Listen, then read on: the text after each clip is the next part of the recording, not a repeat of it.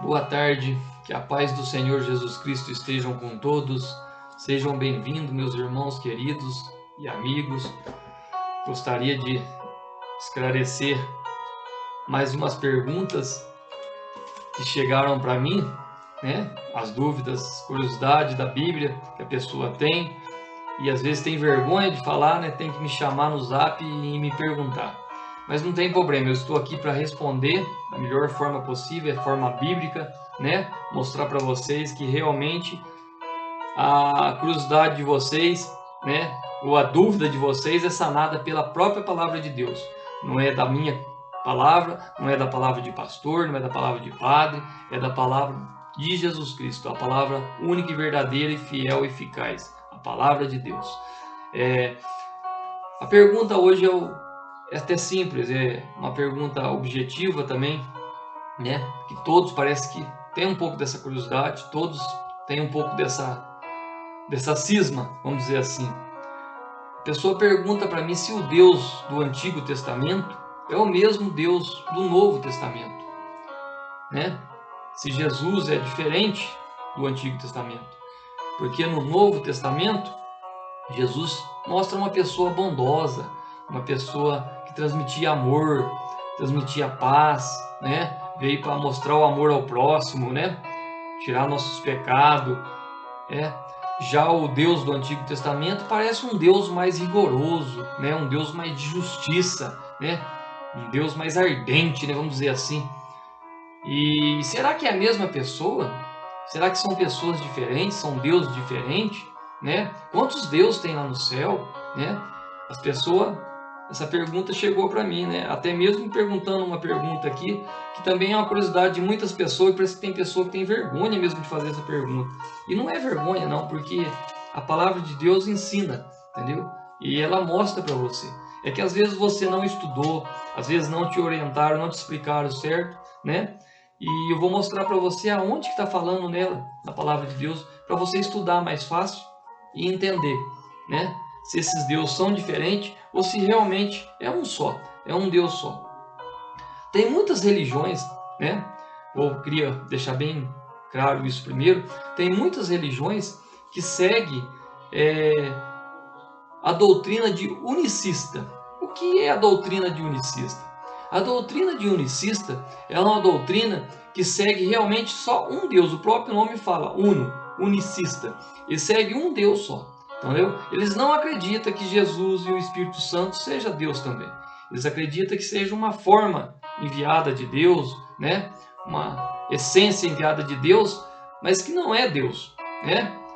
Muitos ainda acreditam, chega a falar até que Jesus era um profeta, né? Um profeta muito dos mais famosos que tinha. Não era o próprio Deus, né? Que Deus é um só.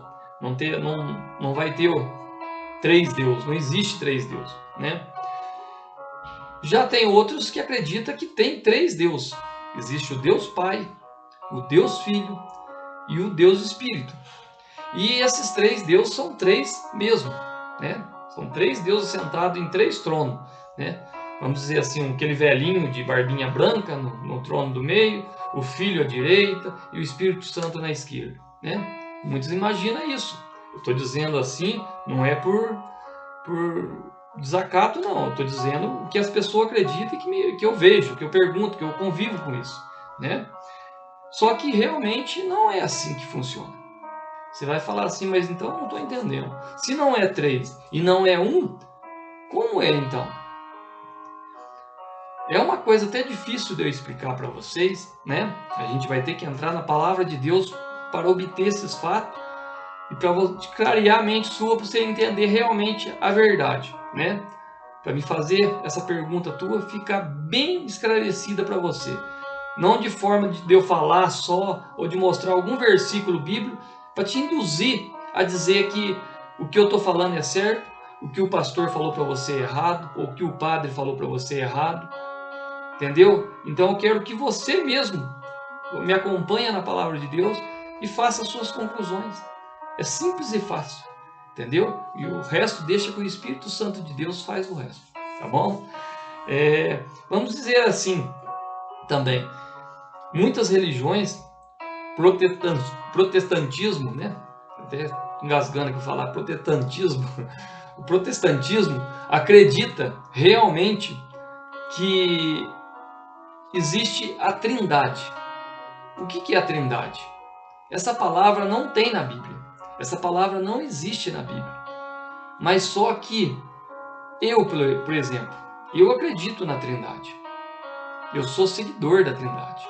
Mas como assim? Se ela não está na Bíblia, como você pode ser seguidor de uma coisa que não está na Bíblia? Bom, eu vou explicar para vocês. A Trindade é o Pai, o Filho, Deus Pai, Deus Filho, Deus Espírito Santo. Só que são um só.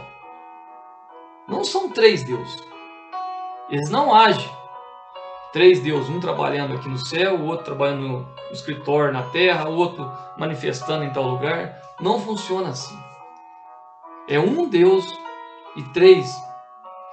Isso chama até um nome engraçado. Então é uma essência de Deus, né? É uma essência que Deus consegue fazer através dele, ter o Deus Filho e o Deus Espírito, né? E o próprio Deus. Aí a pessoa me pergunta, mas então é um Deus diferente que agia no Antigo Testamento? Não. Jesus só veio no Novo Testamento? Jesus não existiu no Antigo Testamento? Existiu. Jesus estava com Deus no Antigo Testamento. Jesus era Deus no Antigo Testamento. Por mais que é difícil de você acreditar, às vezes, eu vou provar dentro da palavra de Deus para você, né? Jesus te criou. Jesus fez o homem. Jesus fez a terra. Jesus participou de tudo isso, né? A gente vai lá em Gênesis 1:6. Gênesis 1:6. Tenta acompanhar comigo aí, se você tiver uma palavra de Deus junto com você. Se você não tiver, seja ouvinte da palavra de Deus. Perca esse tempinho na sua vida que não é perder, é ganhar conhecimento, ganhar sabedoria. Você vai ganhar espiritualmente, você vai ficar rico em sabedoria e em conhecimento. Isso é muito importante para você, irmão. É muito importante para você passar para os seus filhos, para sua esposa, para os seus irmãos, para sua família em geral, para os seus amigos. Ter esse conhecimento de Deus. Transmita comigo. Fique comigo aí até o final. Gênesis 1:6. Gênesis capítulo 1, versículo 26, melhor. Perdão, eu errei. Gênesis 1, versículo 26. Gênesis 1, versículo 26. E disse Deus: façamos o homem à nossa imagem, conforme a nossa semelhança, e domine sobre os peixes do mar, sobre as aves do céu, sobre o gado, e sobre toda a terra, e sobre todo réptil que se mova sobre a terra. Mostra para vocês nesse versículo, principalmente na primeira letra, na primeira palavra, entendeu?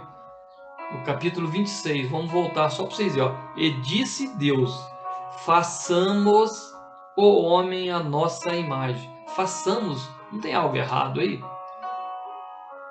Deus não está dizendo assim, eu faço. Faço. Deus está dizendo no plural, façamos. Isso quer dizer que tinha mais alguém em volta de Deus. Que Deus não estava só. Quando ele diz, façamos o homem à nossa imagem e à nossa semelhança. Então mostra realmente que Jesus estava ali com Deus. Que o Espírito Santo estava ali com Deus. Mas como posso saber se era mesmo Jesus que estava ali com Deus? Como posso saber, ter a certeza que era Jesus que estava ali com Deus? Né? Então vamos no capítulo 1, na mesma página, você vai só lá no capítulo 1, versículo 1. No princípio criou Deus o céu e a terra era vazia e sem forma, e sobre a face do abismo o Espírito de Deus se movia sobre as faces das águas. E disse Deus: haja luz, e a luz. E viu Deus que a luz era boa, e fez Deus separação entre a luz e a terra. Aí isso mostra que no princípio Deus criou o céu e a terra era vazia e sem forma. Deus estava ali criando, né? Mas até agora eu não vi falar do nome de Jesus. né? Eu ouvi falar do nome de Deus, tudo bem, você explicou para mim aqui que está no plural a palavra no capítulo 26, que façamos o homem à nossa imagem e semelhança. Mas no começo do mundo, Deus parece que criou a terra sozinho. Então nós vamos abrir o livro lá em João, vamos lá no Novo Testamento agora. Vamos abrir lá no João, capítulo 1, versículo 1. Presta bem atenção que a Bíblia, você tem que unir as palavras dela para você fazer um contexto, para poder transmitir para a pessoa realmente uma coisa certa, uma coisa fixa, uma coisa sem observação, sem dúvidas, entendeu? João capítulo 1, versículo 1. No princípio era o Verbo, e o Verbo estava com Deus, e o Verbo era Deus. Ele estava no princípio com Deus. Todas as coisas foram feitas por ele, e sem ele nada do que foi feito se fez. Realmente, aqui é João falando de Jesus, né? João falando de Jesus, que no princípio Deus estava com ele, que Deus era Jesus, Jesus era Deus. Olha para você ver que interessante, entendeu? Então realmente Jesus é o próprio Deus, Jesus estava com Deus. Sobre os pensamentos da pessoa achar que Deus era um Deus mais, vamos dizer, rigoroso, um Deus mais de justiça no Antigo Testamento, não, entendeu? É que o povo daquela época, a gente tem que entender a cabeça do povo daquela época. Como que você tinha que explicar o povo daquela época? As manias, os costumes do povo daquela época. É diferente do povo de hoje. Se comparar o povo de hoje, até o povo da época de Jesus. O Antigo Testamento, nós estamos falando no mínimo de 3.000 anos antes de Jesus. É muito tempo. A cabeça deles, o jeito de agir, o jeito de pensar era diferente da época de Jesus, era diferente dos dias de hoje. Então, você tem que analisar. Quando eu vou explicar para a pessoa, por exemplo, o livro de Apocalipse, né? Quando eu vou fazer uma leitura do livro de Apocalipse, eu vou explicar para o povo alguma coisa da palavra de Deus, você tem que entender, em primeiro lugar, a cabeça das pessoas, como era naquela época. Seria como você pegar um índio que está lá no meio do mato, lá no meio daquela floresta, que nunca viu nada da cidade, nunca esteve dentro de uma cidade. Você pegar um índio daquele lá, colocar um capuz na cabeça dele, pegar ele num carro, num helicóptero, num avião e trazer ele para o centro de São Paulo. A hora que chegar no centro de São Paulo, você arranca o capuz dele. Lembrando que esse índio nunca viu uma cidade na vida dele. Cresceu e viveu dentro de uma floresta. Aí você tira o capuz e mostra o centro de São Paulo para ele. Mostra os helicópteros voando, mostra os prédios arranha-céu, mostra os metrô, mostra os ônibus, aqueles ônibus grandes. Deixa ele contemplar tudo. Aí você coloca o capuz de volta na cabeça dele, taca ele no avião, no carro que seja, e leva de volta para a aldeia. Chega lá na aldeia, você arranca o capuz dele e faz ele explicar para o povo ali que também nunca viu a cidade o que ele viu. Vocês estão entendendo? É como João teve que explicar para nós em Apocalipse o que ele estava vendo lá no céu. É difícil, gente, mas a palavra de Deus ensina, a palavra de Deus mostra. Você está entendendo? Como ele ia explicar? Imagina, ele viu um helicóptero com umas pessoas dentro. Ele ia falar que viu uma libélula gigante com gente dentro da barriga dela. Eu vi em vez de ele falar um ônibus daquele minhocão, eu vi uma minhoca gigante, um metrô, né? Uma minhoca gigante, uma cobra gigante carregando, uma serpente carregando gente dentro da barriga. Os prédios arranha-céu, né? Imagina a cabeça da pessoa para explicar a forma dele, uma coisa que ele nunca viu. Como é que ele vai explicar para a pessoa aquelas maravilhas que ele viu? Então é isso que a pessoa tem que colocar na cabeça. Você tem que entrar na cabeça deles há 3.000 anos atrás. É uma coisa muito difícil. Se você não estudar, você não consegue entrar na cabeça. Você não consegue entender o que a palavra de Deus está transmitindo para você, né? E realmente, João está mostrando aqui que Jesus realmente era Deus e ele estava com Deus. quando criou tudo, quando fez tudo. E a palavra façamos, Jesus estava no meio. Façamos o homem à nossa imagem, né? A gente também pode ir para outros textos que muitas igrejas, como eu estava dizendo, não acreditam. Muitas igrejas, eles fazem separação. Eles dizem que o anjo do Senhor é um anjo normal, né? Mas só que se você prestar atenção, em vários lugares da palavra de Deus, no Antigo Testamento, menciona um tipo de anjo, que é um tipo de anjo especial. E quando Deus mandava algum anjo dar um recado tipo para Maria, que ela ia ter filho, para José, fugir para o deserto, né? Que foi o anjo Gabriel, ele dava nome ao anjo. Era um anjo especial, mas ele dava nome. O anjo Gabriel apareceu para Maria, né? E no Antigo Testamento, ele não dá nome, ele só fala o anjo do Senhor, né? O anjo do Senhor. Você presta atenção para vocês verem, gostaria que vocês me acompanhassem, um capítulo interessante da palavra de Deus. E às vezes a pessoa fica em dúvida sobre isso daí, né? E é bom a gente estudar junto lá em Gênesis, né? Lá em Gênesis, como eu estava dizendo, lá em Gênesis 16, 7 ao 10. Gostaria de ler para vocês em Gênesis 16, 7 ao 10. Gênesis 16, do 7 ao 10. Amém? Vai lá. E o anjo do Senhor achou junto a uma fonte de água no deserto, junto à fonte no caminho de Sur, e disse a Agar, serva de Sarai, de onde vens e para onde vais? E ela disse, venho fugida da face de Sarai, ministro senhora. Sarai era a Sara de Abraão, né? Aí ela está como Sarai, porque ela não tinha ainda, Deus não tinha mudado o nome dela para Sara. Então disse-lhe o anjo do Senhor, torna-te para a tua senhora e humilha-te debaixo de suas mãos.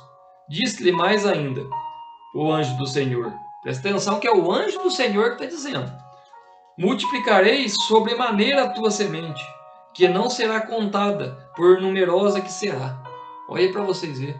O anjo está determinando que vai multiplicar a semente dela. Mas será que esse anjo tem autoridade como anjo? Ele tem autoridade igual a Deus? Se igualar a Deus? Porque ele não está dizendo aqui que o Deus, meu Senhor Deus, está dizendo, mandando eu dizer para você. Ele está dizendo aqui, ó, presta atenção. Ele está dizendo aqui, ó, eu multiplicarei sobremaneira a tua semente, que não será contada, e numerosa será. E ainda se for para o capítulo 11, presta atenção. Disse-lhe também o anjo do Senhor, eis que concebeste e terá um filho, e chamará o seu nome de Ismael. Espera aí. Ele está até falando que ela vai ter um filho, está determinando que ela vai ter um filho. Então mostra realmente, entendeu? Que muitos acreditam que é Jesus, né? E outros já acreditam que é um simples anjo que foi enviado por Deus, né? Mas mostra que é Jesus que estava ali, né? Como tem vários versículos no Antigo Testamento que você vai achar, podia ficar falando vários exemplos que Jesus participou de vários versículos de Gênesis e Apocalipse, né? Mas no Antigo Testamento de Gênesis, os 39 livros, eu poderia ficar falando para você, livro por livro, que Jesus participou, né? Que Jesus estava, né? Como Moisés, a rocha, né? Jesus estava significando a rocha quando Moisés bateu para em vez de pedir a água. Vários lugares e mostrando que realmente Jesus estava ali presente. Jesus era esse anjo, né? Esse Deus maravilhoso que ele é no Novo Testamento também, né? E como eu disse do momento de ser um Deus mais rigoroso, mais coisado, da cabeça da pessoa, só para nós não perder essa linha, né? Era o jeito que Deus tinha que agir com eles, para eles obedecer, ou para eles, que Deus já sabia a maneira que tinha que fazer. Era uma maneira diferente do Novo Testamento. Era isso que eu queria deixar bem claro para vocês entenderem. Então é uma forma diferente de Deus agir, né? Cada passagem, cada cada século que foi passando, vamos dizer assim, foi modificando, né? Foi modificando essa forma. Já no Novo Testamento, o próprio Jesus, o próprio Deus, conviveu no meio do povo. Conviveu no meio do povo dele. Ele só não manifestou. Ele conviveu no meio do povo. Ele foi 100% homem, 100% Deus. O próprio Jesus, né? E o próprio Jesus mostra que realmente ele é Deus. Quando ele dá de frente com Filipe, né? E Filipe fala para ele assim: ó, mestre, mostra para nós o Pai e já nos basta, né? Jesus fala para ele assim: nossa, Filipe, você tem andado há tanto tempo comigo, né? Tem visto eu tanto tempo, ainda pede me mostrar o Pai? Quem vê a mim vê o Pai. Eu e o Pai somos um só. Então são várias passagens da Bíblia que mostram que realmente Jesus e Deus é um só. A forma dele se manifestar nessa pericorese, né, seria como o ovo, né? Eu gosto de dar esse tipo de explicação. É como o ovo, a gema, a clara e a gema. São três dentro de uma coisa só. E essas três coisas, se você arrancar a casca, vai ser uma casca de ovo. Se você arrancar a gema, vai ser a gema do ovo. Se você arrancar a clara, vai ser a clara do ovo. Os três são um só. É uma essência só. É uma coisa só.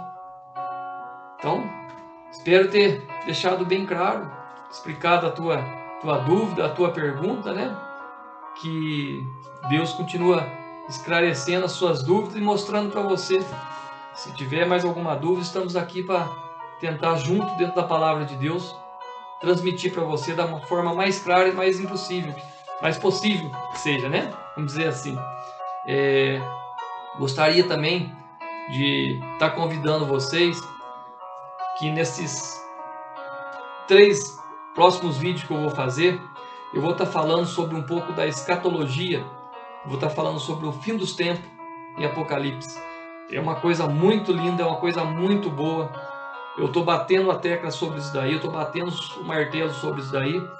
Parece que Deus está me revelando que algo que precisa ser feito, precisa ser falado, né?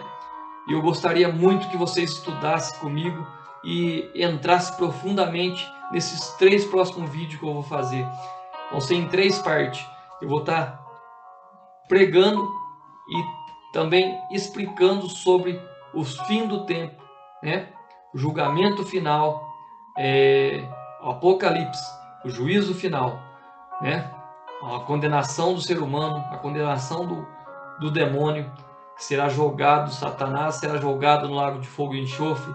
Como isso vai acontecer? A besta, quem será a besta? Será que a gente já sabe quem que é a besta? O número da besta, se realmente é número, né?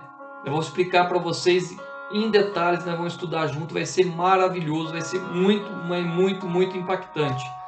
Espero que vocês não percam, não. Assista esses 3 próximos vídeos que a gente vai tá estudando junto aí e debatendo. Bom, eu queria terminar então, esse vídeo aí, né, de hoje, agradecendo vocês desde já pela sua participação, por ter ficado até o final comigo aqui, né?